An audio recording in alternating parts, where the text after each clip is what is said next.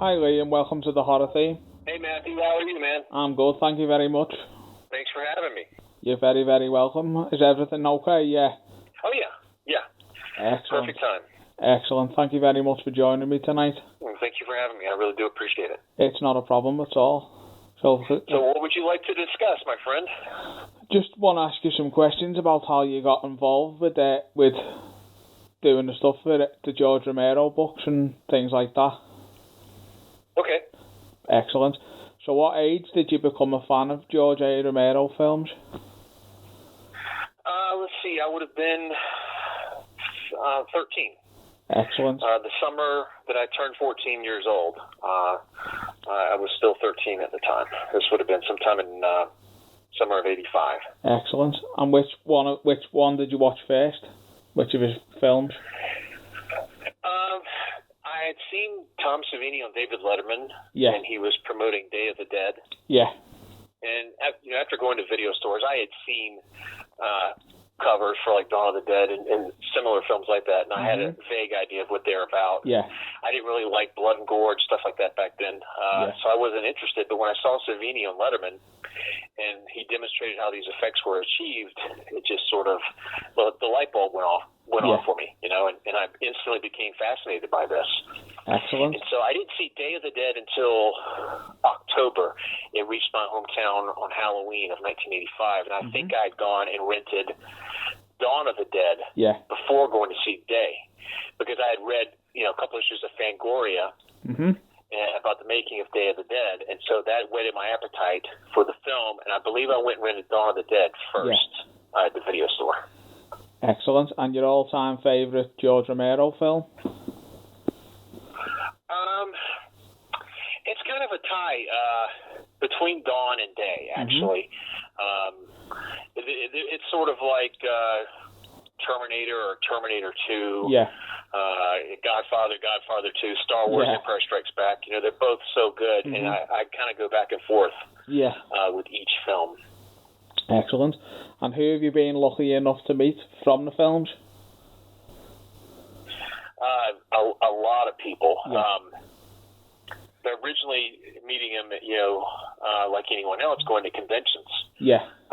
But when I started to work on the book on Day of the Dead, that's when I started to get to know people a little bit more intimately and spend time with them, and get to know them on a friendly basis, and then getting to represent some of them at conventions for a brief period of time as well, and all of that sort of led to me networking with people and getting to know this person and getting to know that person. So there's a ton of people, cast and crew, from these films that I've been very fortunate enough to meet and get to know. Yeah, excellent. And do you have any of their autographs? Oh yeah. I have a ton. I've got like some of the posters that I have framed in our apartment. There's only a handful of signatures on them, but I've got other ones, folded ones that I still have in storage, where I've got you can barely see the artwork. Yeah.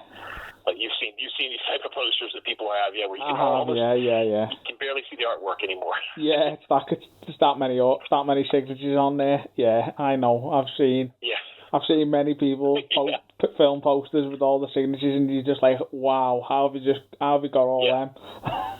There's no room. I don't think you could fit any more on. I'm trying to think what was the first. The first signature I ever got from anyone from these films was actually George Romero. Wow.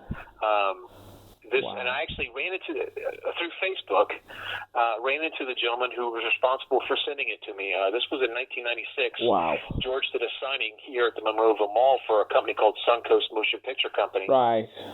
And it was for the release of Dawn of the Dead from Anchor Bay.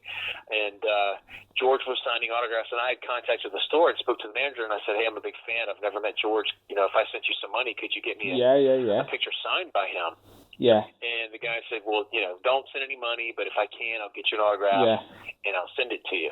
And he did just that. Wow. And his name is Mark, and we reunited, touched base through Facebook recently. Wow. So that was the very first one that I got was of George. And then the second one was Tom Savini, who I met at a convention in Atlanta. Wow. That is amazing. I've never had the chance to meet George, unfortunately, but I did meet Tom Savini. That was 2 years ago. He was at a convention over here in the UK. And I've met some of the other actors from, obviously, like Dawn. I've met some from day and night as well. Funnily enough, I was having a conversation with Gary Strana earlier on today, because obviously he's involved with the restoration of the funeral bit at Evans City Cemetery, and he was saying about like how difficult the process was of like filming Night of the Living Dead and all that, and it's been I've enjoyed like obviously meeting some of the actors, and I've had a decent opportunity to meet some of them as well.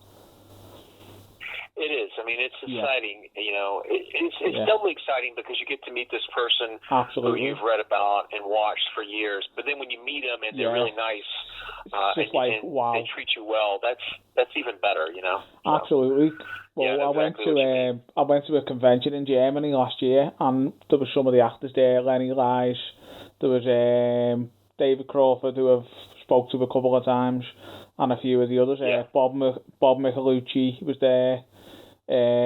Mike Christopher, and we just spent time with them. Obviously the convention was on the Saturday, but we arrived on the Friday, and that's when they arrived there, and we spent a little bit of time with them and got to know them and speak to them and that. It's just like you see them in the film and you're just like, wow, they're there. You're sitting there talking next to them, spending time with someone that's kind of iconic. That's it. Yeah, I was having a chat with Mike Christopher about politics, and I was just like, wow. It's just like, what is going on? How in the hell has this happened? It's just crazy. And the same with Scott Reiniger as well. I was just like, oh my God. Obviously, I've met him before at another convention over here in the UK. But like seeing him again after like so long, like 2 years or so, it was just like still surreal meeting him. And the same with Galen Ross as well. I was just like, wow, there's Francine from Dawn of the Dead.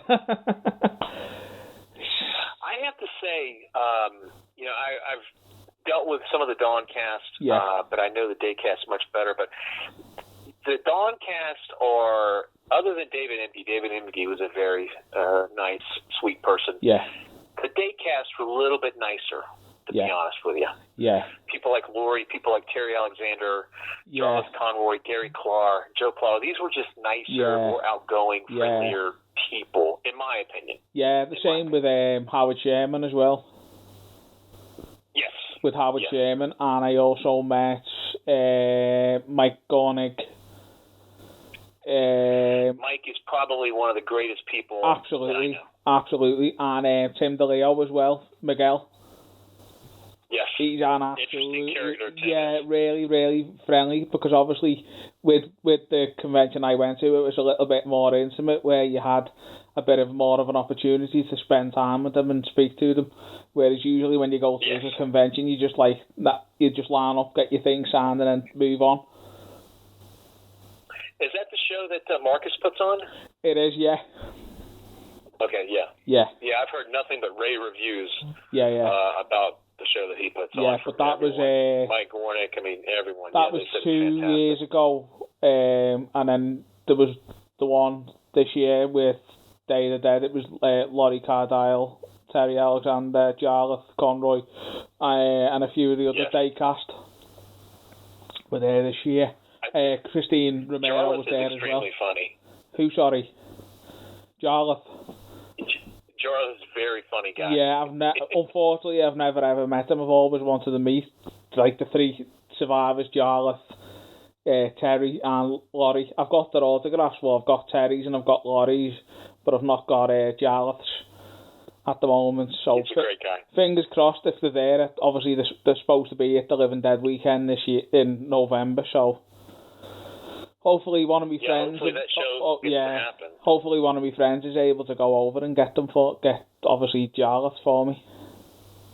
Right.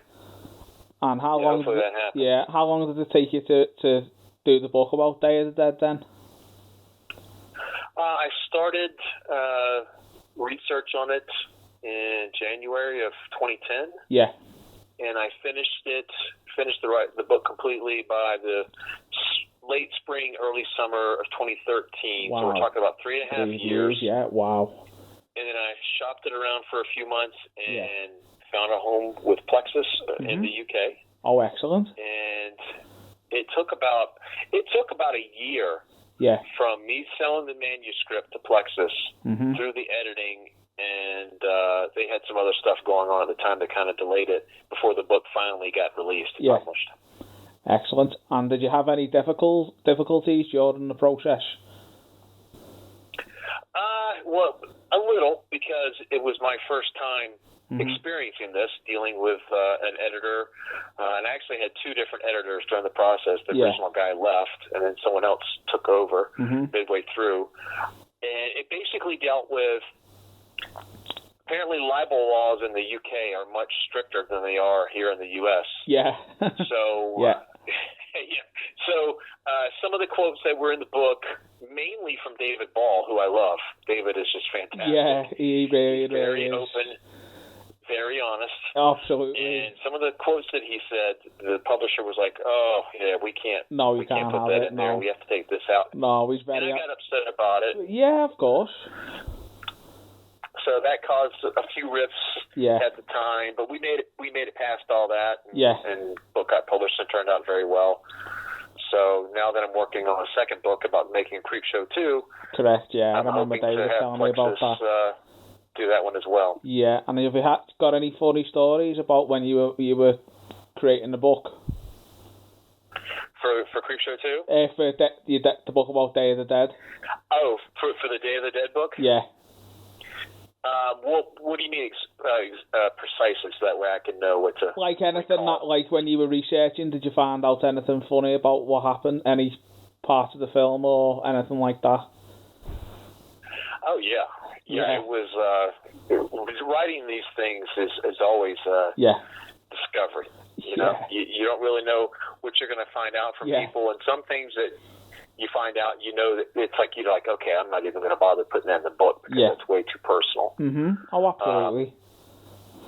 That sort of thing. And a lot of times when you find out something, I was just, going through the Creepshow 2 book, and I was tweaking a few things here and there, and I actually wrote about this just last night, as a matter of fact, how you will find out something from someone, and it turns out to be a rather controversial subject, and you had no idea it was going to happen. And it could be something as simple as you're interviewing the subject, and you say, "Can you talk about working with so-and-so?" Yeah. And you have no idea what the relationship was between the two, and then the person will tell you what their relationship was, and you'll find out that they hated one another, and they hated one another because of this reason. Yeah. So then it kind of takes you down which you did not think you were going to go. Yeah. And it's like, okay, should I mention this? Well, if I don't mention this, then I'm kind of, being derelict in duty. Except I'm telling myself, I want to write a really extensive, thorough look at the making of this film. How can I not include this? Absolutely. So when you do that, you get people upset with you at times. Yeah. And did you enjoy creating the book about Creepshow 2? Oh, yes. Yeah. I'm probably have another couple of months left of proofreading it and tweaking it and adding in a few things here and there. I'm about halfway through it. Excellent. But yeah, it will be 5 years in October. Wow. Since I started work on the book. Wow. And I thought maybe because I had experience writing a book previously, it was going to be a lot easier for me. But it actually turned out to be a lot more difficult and more time consuming. Simply because you're dealing with it's 3 to 4 different movies, mini movies in one film. Absolutely, the wraparound story. Yeah. So that ended up taking a lot more out of me than I thought it would, and I ran into a little bit of resistance from some of the people. Really? Wow. The entire makeup effects team who had let me interview them for the Day of the Dead book. Yeah. Refused to talk to me for this book. Really? Because, yes, one of the individuals from the crew got upset with me. With you? Over a quote, that I put in the book that a colleague made about them in the book. Oh, my God. Not anything that I said. Something that one of the colleagues said about it. Wow. And because of that, none of the makeup effects guys would let me interview them, which was really disappointing. Wow. And then a couple of the actors from The Raft also. They didn't want to be interviewed. Wow. Yeah, which was the two individuals. One's Paul Satterfield, and the other one's Jeremy Green, and they both are out of the business. And they have normal, everyday jobs. And I guess maybe they just, didn't want to revisit that period of their life, I guess. Wow, that is absolutely crazy. But the people who did let me interview them, I mean, I very similar what I dealt with Day of the Dead. They're just, the cast and crew are just nice people, and like they really enjoy, revisiting these films and have a good time talking about it. All the memories and friendships that they made, during the making of these films. Absolutely. Well, when I spoke to David the other week, he was saying about there was a lot of problems with filming Creepshow 2. Obviously, when they got down there, the weather wasn't what it was supposed to be. There was just loads of different problems. He was saying about one of the actors making the face like different because he wanted to look more like a Native American. Holt. Yeah, that's Holt McAnally. Yeah, that's it. It's just crazy. I definitely write about that in the book. Yeah, well, that's what David was saying. He was thinking to himself, what the hell have you done? Why have you done that? We've been shooting you all week, and now you've gone and done that. It's just like, wow. It's just, because obviously that's one of my favourite films, Creepshow 2. Obviously, when I spoke to Mike Gornick, it's grown on me over the years. Yeah, it's a good film, and I was just like, the first time I saw it, I never would have imagined being able to speak to anyone from the film, especially Mike Gornick, who directed it. It's just like, wow. And then he's just a normal, everyday guy. He really is. He's just a great person. He absolutely is. Like I said, I met him over here when he came over here 2 years ago, and I was just like, when I went in the room where they all were, where they were situated, it was just like, wow, there's Randy Kovic from Dawn of the Dead, then it was Mike Gornick, Tim DeLeo, and then it was Howard Sherman. They were all together, like next to each other, and then round the other side it was Richard France from Dawn of the Dead, Jim Crut, he's a very, very friendly man. The helicopter zombie. Richard France is a really interesting guy. He absolutely is. Yeah, I had a conversation with him talking about science and everything. I was just like, I'm talking to Dr. Millard Rouse from Dawn of the Dead about about the planet, about the planets and solar system and everything. I was just like, because that's what he was. He was like a teacher and everything. Like obviously before he got into acting, and then obviously once he'd finished doing films, that's what he got back into doing, into teaching and like all things like that. And I was just like, wow. I'm speaking to him. Well, like, some of his best lines in Dawn of the Dead aren't scripted. No, there's things that he just came out with. Yeah, that's right. Yeah, like the scene where Ken Foray finally shoots Scott Reiniger when he becomes a zombie, and you can hear Richard France in the background going, this is the Republicans versus the Democrats. Yeah. Where they've got us another hole economically or another war. Like that was the stuff he just came out with it. Yeah, that's right. I remember asking him. I said, was it like scripted or ad-libbed? He went, no, it was just I just thought of it there and then. I thought it's such a poignant scene. It's like near the end when everything, society's just finished, and he's just like, wow, seeing them in that film and then being right there in front of him and talking to him. And I said, I got me Dawn of the Dead, something from Dawn of the Dead signed. I can't think what I got signed now, but I got stuff signed. And he put like a proper, like, I said, can you sign, obviously, your character name and his signature? And he put like loads of the quotes that he said in the film. I was just like, wow. Yeah. It's just like, he's very, very interesting, man. Absolutely, very smart. Yes, and I spoke to Jim Crut. He's very, very friendly. Yes, he is. I spoke to him. I got to be an extra on. Are you familiar with the Tom Cruise film called Jack Reacher? Yes. Yeah. I got to be an extra on that with Jim Crut. Wow. Jim was an extra on that with me. Yeah, because when you see him in the film, you're like, wow, just that scene where the top of the head gets chopped off, and you're just like, wow, that is a great scene. And then you're there in front of him, like, so many years later, after it, like 40 years later it was, after it came out. And you're like, there's the helicopter zombie, Jim Crut, wow. And then he was explaining to me how, like, Tom Savini did the whole process of with the head mold and everything. And he had the full, like, thing with him of how it was all done. I was just like, wow. It's just crazy. And then Ken Foray was next to him. Ken Foray is the most friendliest person I've ever met. Really, really friendly. Really friendly Ken. I must have spoke to him for like 20 minutes or so. And we were just talking about Dawn of the Dead. We were talking about Leatherface, Texas Chainsaw Massacre Part 3, and then loads of his other films that he was in. Yeah, that's another good one. Exactly. And then we were talking about Keenan and Kel for all, like, which he was in. Obviously, he was in Dawn of the Dead and he did films, and then he got into television. And we were just like, wow, there's, like, Peter from Dawn of the Dead. It's just absolutely crazy. It was just crazy. Like, I'd seen him at the films, and then you're there with them. You're there in the same room as them. It's just like, wow. It's very exciting and mind blowing when you first absolutely. Meet and then meeting Scott Ranagher. Scott Ranagher is the funniest person I've ever met.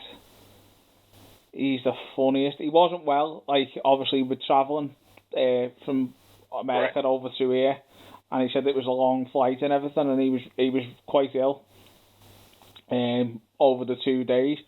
But even though he was ill, he was still, like, saying hello to everyone, speaking to everyone, signing whatever you wanted signing, taking the photographs and everything with you. It was just like, wow, it's just crazy. And I know, like, the Living Dead weekend, which you have over there, that's big. That's a big convention. That's one that I've got to get to it. I've always said to myself, ever since I found out about it, which was would have been 5 years ago now, 2015, when I found out about it. I was just like, I've got to get over there. I've got to get to the mall. I don't care how long it takes. I've got to make it to the mall. You've never been to the US before? Never been before, no. But I need to. I've got to do it. I don't think I'll be able to do it this year, but next year, I think it'll be. This whole year is just it's crazy. Just gone, just completely wiped out, isn't it? With everything that's going on. Basically, yeah. It is, yeah. It's just like Dawn of the Dead, isn't it? With everything that's going on, society. Yeah, it kind of feels that way. Society's breaking. A commentator down. on the news one day mentioned that. Yeah, that's what people have been saying over here in the UK. Like, fans of Dawn and George Romero's films have been saying it's very similar to like Dawn of the Dead and the Crazies. The way things are just going, it's just following the plot line of Dawn of the Dead. I can imagine seeing a helicopter flying over with, like, people in it. Yeah. I could, and then just like a zombie apocalypse, and I'd be like, what the hell? They got an idea, and maybe they can make it to the island. Exactly, any island. But yeah, no, it's just like, it's just crazy with everything that's going on in the whole current situation with the pandemic and COVID-19 and coronavirus. It's just like, it's not even worth the year's just gone completely. Basically, yeah. It has, yeah. But fingers crossed. Like it's been erased That's it. From history. That's it. But fingers crossed I do make it over there 1 year. I've got to. I've been a fan of the films for God knows how long now, for over 20 years. I'm just like, I need to make it. I've said to my wife, I need to go over. I need to do it. I've got to get to Monroeville and get to the mall. Well, start saving your money, man. That's it. And the same with Evans City. Get over here. Evans City as well. I want to go to, obviously, visit Evans City and Night of the Living Dead. Yeah, it's a must. Yeah. Even when I was speaking to Gary Striner earlier on, he was showing me little parts of where he was. He was right by the building that they've helped restore.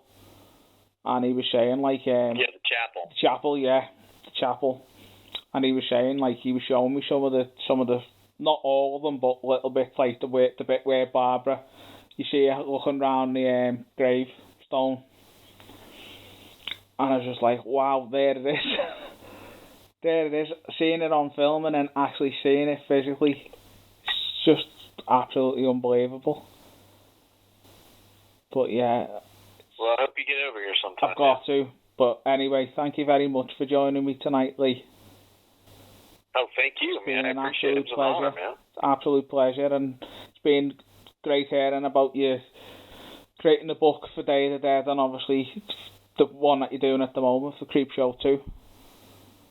Yes, thank you. Thank you for helping get the word out about it. It's not a problem at all. And I'll sit down either tonight or sometime tomorrow, and we'll record that video, and then I'll send it to you through Facebook. Excellent, thank you very much. And anything that you want to share on the group about either your Day of the Dead book or Creepshow 2 book, you're more than welcome to.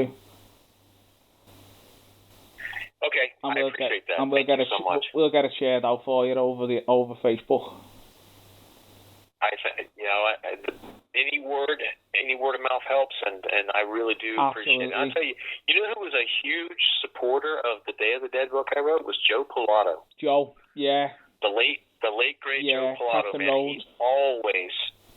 He was always saying nice things about my book and promoting it on podcasts or at conventions. I mean, he was just the best. Well, he was supposed to be over here 2 years ago. They tried to get him for the convention over here in the UK, and he wasn't well at the time, so he sent a video saying, obviously, I apologise and everything, and then they tried to get him. They were going to do one last year, but they had to cancel it, and they were going to try and get him then, and obviously then he passed away.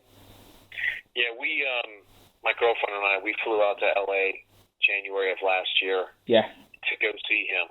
Wow. And he was living in a convalescent home. Oh, and no. He had some sort of episode. Either he fell and hit his head, or he had a mini stroke.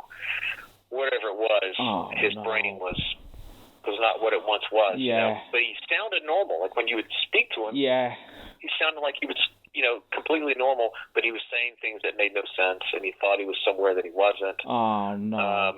And it was sad to see him like that. Yeah. But he was one of the sweetest, most intelligent people I've ever met. Well, that's whatever. I never had the chance to meet him, unfortunately, but obviously he was supposed to be over here, but he couldn't. But even like seeing he would have loved to. That's it, yeah. Well, they tried to get him twice, I think, if I remember. It's a shame, man. It really is, because he would have been a fan favorite for sure over there. Absolutely. Well, thank you very much for joining me on the horror theme this evening, Lee. Thank you, Matthew, and I'll see you on Facebook. Care. Okay, then. Thank you very much. All right, man. Thank you. Bye-bye now.